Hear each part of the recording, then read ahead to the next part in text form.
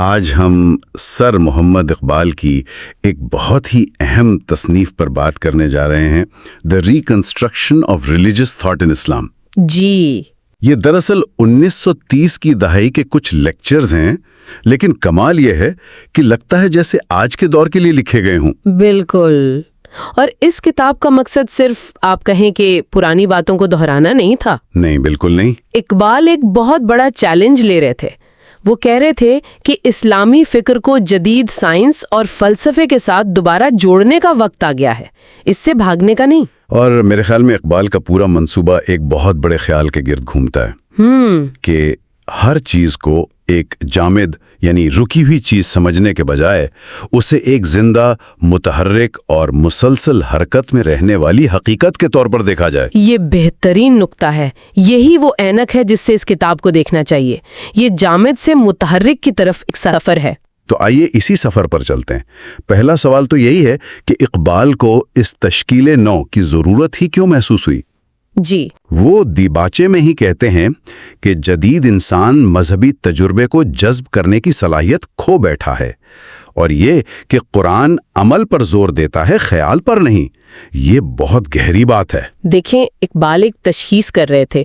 ان کے خیال میں مسلم دنیا میں پچھلے 500 سال سے ایک فکری جمود تھا، مطلب سوچ ایک جگہ آ کر ٹھہر گئی تھی۔ 500 سال؟ جی، اور دلچسپ بات یہ ہے کہ اسلام نے خود اپنے آغاز میں تجرباتی یعنی ایمپیریکل سوچ کی بہت حوصلہ افزائی کی تھی۔ اچھا۔ لیکن وقت کے ساتھ ساتھ خاص طور پر یونانی فلسفے کے اثر کی وجہ سے اور تصوف کی کچھ غلط تشریحات کی وجہ سے وہ روح کہیں گم ہو گئی۔ تو لوگ صرف پرانی کتابوں کی تشریح میں لگ گئے؟ بالکل۔ حقیقت کو سمجھنے کے لیے کائنات پر غور کرنے کے بجائے صرف لفظوں کی بحث میں پڑ گئے۔ تو وہ یہ نہیں کہہ رہے ہیں کہ ماضی کو مکمل طور پر رد کر دو۔ نہیں، بالکل نہیں۔ وہ کہہ رہے ہیں کہ اس کی اصل متحرک روح کو دوبارہ زندہ کرو۔ اچھا، لیکن جدیدیت کا کیا؟ کیا وہ اسے ایک خطرے کے طور پر دیکھ رہے تھے یا ایک موقع کے طور پر؟ بہترین سوال ہے کہ اقبال اسے ایک موقع کے طور پر دیکھ رہے تھے۔ ان کا موقف یہ نہیں تھا کہ ماڈرن مغربی سوچ کو اٹھا کر باہر پھینک دو۔ وہ کہہ رہے تھے کہ ڈرو مت، اس سے بیٹھ کر بات کرو۔ وہ تو یہاں تک کہتے ہیں کہ یورپ کا جو فکری کلچر ہے وہ اپنی اصل میں اسلامی تہذیب کی ہی دین ہے۔ تو ایک تنقیدی مکالمہ ضروری ہے۔ جی بالکل۔ دیکھو کہ اس میں ہمارے کام کا کیا ہے اور کیا نہیں۔ یہیں سے بات واقعی دلچسپ ہو جاتی ہے۔ پہلے ہی لیکچر میں اقبال علم کی نوعیت پر سوال اٹھاتے ہیں۔ وہ فلسفے یعنی عقل کا موازنہ ایمان یعنی وجدان سے کرتے ہیں، لیکن انہیں دشمن قرار نہیں دیتے۔ جی، اور یہ ان کے پورے فلسفے کی بنیاد ہے۔ وہ کہتے ہیں کہ یہ دونوں ایک ہی جڑ سے نکلتے ہیں۔ ایک ہی جڑ سے؟ جی، اقبال کے لیے عقل اور وجدان حقیقت کو سمجھنے کے دو راستے ہیں۔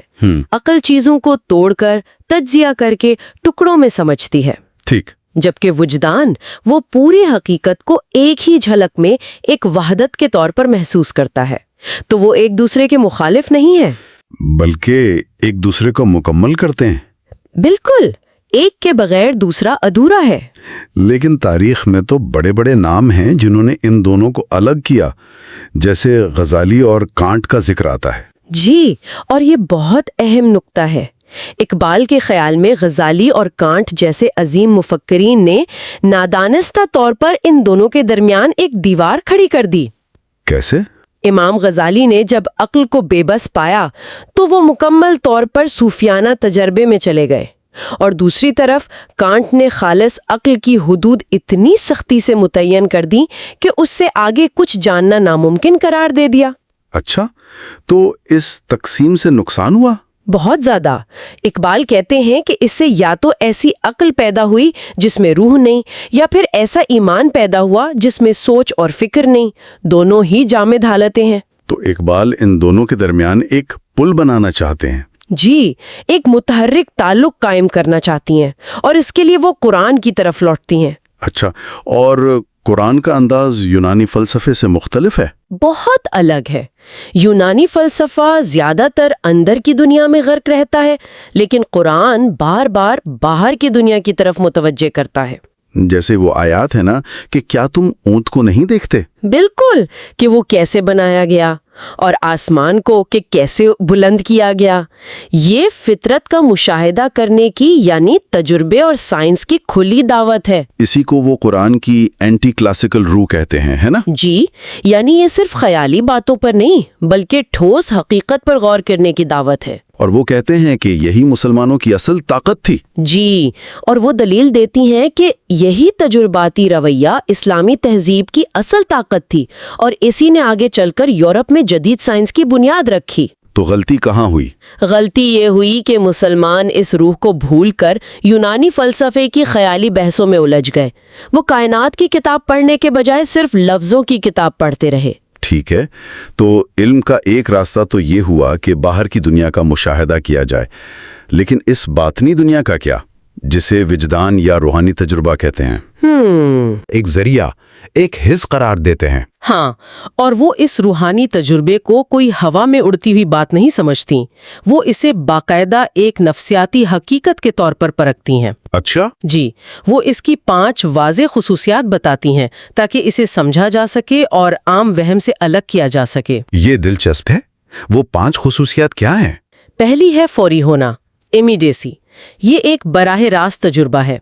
ये ऐसा नहीं कि आपने किसी किताब में खुदा के बारे में पढ़ा, बल्कि ये खुदा को बराह रास्त महसूस करने जैसा है। मतलब सुनी सुनाई बात नहीं, खुद का तजुर्बा। बिल्कुल। दूसरी खुसूसियत है नाकाबिले तकसीम वहदत, अनएनालाइजेबल होलनेस। ये एक मुकम्मल वाहिद तजुर्बा होता है। आप इसे टुकड़ों में तोड़कर तज्जिया नहीं कर सकती कि इतना हिस्सा जज्बात का था और इतना ख्याल का। ये एक मुकम्मल पैकेज है। जी, ये जो नाकाबिले तकसीम होने वाली बात है, ये बहुत दिलचस्प है। ये तकरीबन तमाम सूफियाना रिवायात में मुश्तरक है ना? आपने बिल्कुल सही पकड़ा। और इकबाल इसे सिर्फ मान नहीं लेते, वो इसे इल्म के एक माखिज के तौर पर कायम करने की कोशिश कर रहे हैं। सही। तीसरी खुसूसियत क्या है? तीसरी उसी से जुड़ी है, कुर्बत, इंटीमेसी। इस तजुर्बे में एक दूसरी ज़ात यानी खुदा के साथ एक बहुत गहरे ज़ाती ताल्लुक का एहसास होता है। ये कोई गैर शख्सी कायनाती उसूल नहीं होता। और चौथी, वो तो शायद सबसे मशहूर है। जी, नाकाबिले बयान होना, इनकम्युनिकेबिलिटी। आप इस तजुर्बे को लफ्ज़ों में बयान नहीं कर सकती। वो आम वाली मिसाल देते हैं? जी, वही कि ये किसी ऐसे शख्स को आम का जायका बताने जैसा है जिसने उसे कभी चखा ही ना हो। आप उसके रंग, शक्ल के बारे में बता सकते हैं, लेकिन असल जायका नहीं बता सकते। और 5वें खुसूसियत? वो है मुस्तनिद होना, अथॉरिटी।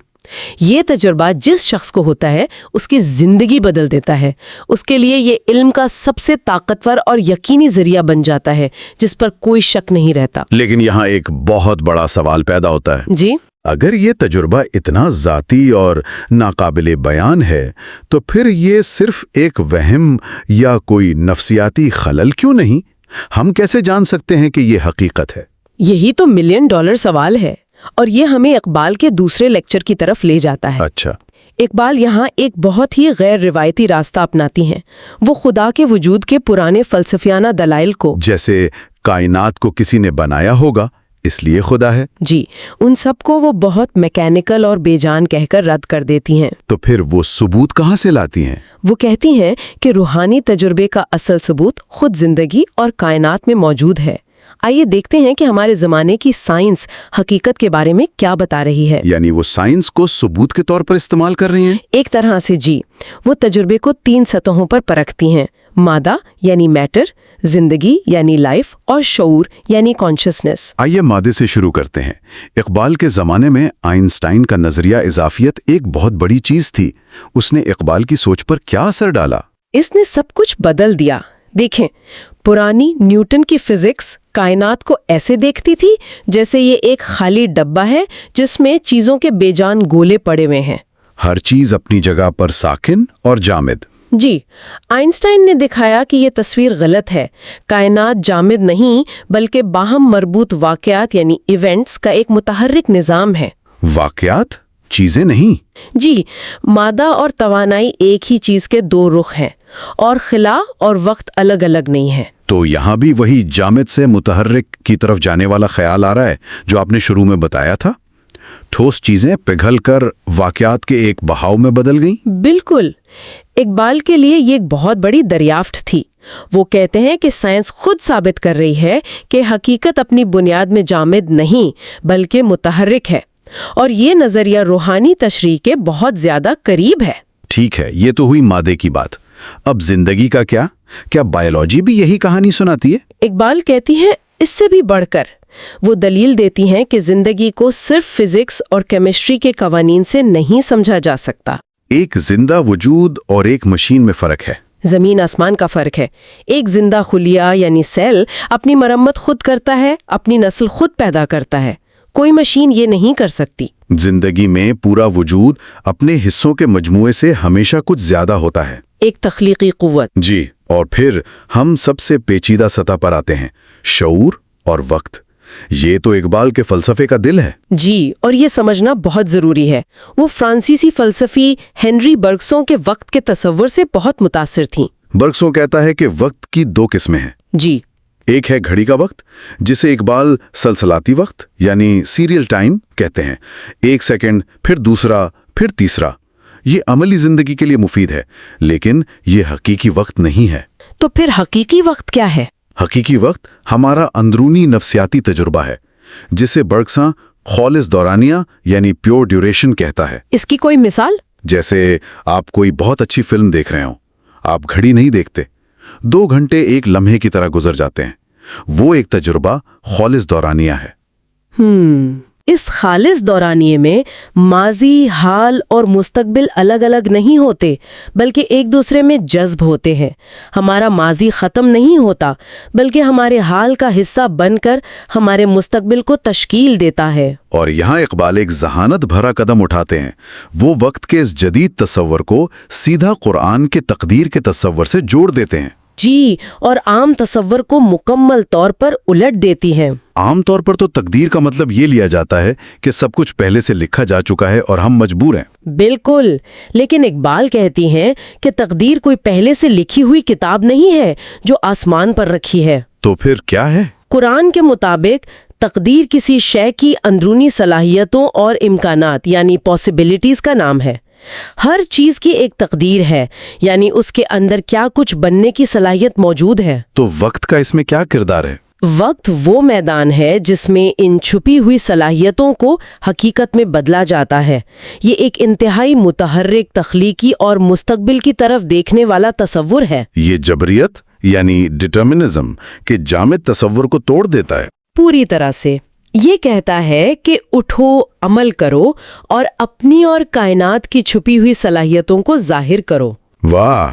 تو ہم نے تشکیل نو کی ضرورت سے سفر شروع کیا، علم کی نوعیت کو سمجھا اور یہ دیکھا کہ کس طرح 20ویں صدی کی سائنس اور فلسفہ حقیقت اور تقدیر جیسے پرانے مذہبی تصورات کو سمجھنے کے لیے بالکل نئے اور متحرک راستے کھول سکتے ہیں۔ جی، اقبال کا منصوبہ یہی تھا کہ ایمان کو عقل سے ڈرنے کی ضرورت نہیں بلکہ اس کے ساتھ مل کر ایک نئی طاقتور آواز پیدا کی جا سکتی ہے۔ تو اگر اس پوری بحث کو ایک جملے میں سمیٹنا ہو تو یہ ہر چیز کے بارے میں جامد سوچ سے متحرک سوچ کی طرف منتقلی ہے۔ کائنات جامد نہیں، یہ پھیل رہی ہے۔ انسانیت جامد نہیں، یہ ارتقا کر رہی ہے۔ اور خود ایمان بھی کوئی جامد عقائد کا مجموعہ نہیں بلکہ ایک زندہ بڑھتا ہوا تجربہ ہے۔ اقبال کے الفاظ میں انسان اس کائنات کی تخلیق میں خدا کا ہمکار یعنی کو ورکر ود گاڈ ہے۔ یہ ایک بہت ہی طاقتور اور ذمہ داری کا احساس دلانے والا خیال ہے۔ بہت زیادہ۔ یہ انسان کو کائنات کے مرکز میں لا کھڑا کرتا ہے، ایک فعال کردار کے طور پر، نہ کہ ایک بے بس تماشائی کے طور پر۔ اور یہ سب اقبال نے تقریباً 1 صدی پہلے لکھا، اپنے وقت کی سائنس کے ساتھ مکالمہ کرتے ہوئے۔ اور یہی بات ایک بہت ہی دلچسپ سوال پیدا کرتی ہے جسے ہم اپنے سننے والوں کے لیے چھوڑ سکتے ہیں۔ جی؟ اگر اقبال آج لکھ رہے ہوتے کوانٹم میکینکس، جینیات، نیورو سائنس اور مصنوعی ذہانت یعنی AI کے اس دور میں، تو وہ سائنسی اور روحانی دنیا کے درمیان کن نئی ہم آہنگیوں کو تلاش کرتے؟ یا شاید کن نئے تناؤ اور چیلنجز کی نشاندہی کرتے؟ یہ واقعی ایک سوچنے والی بات ہے۔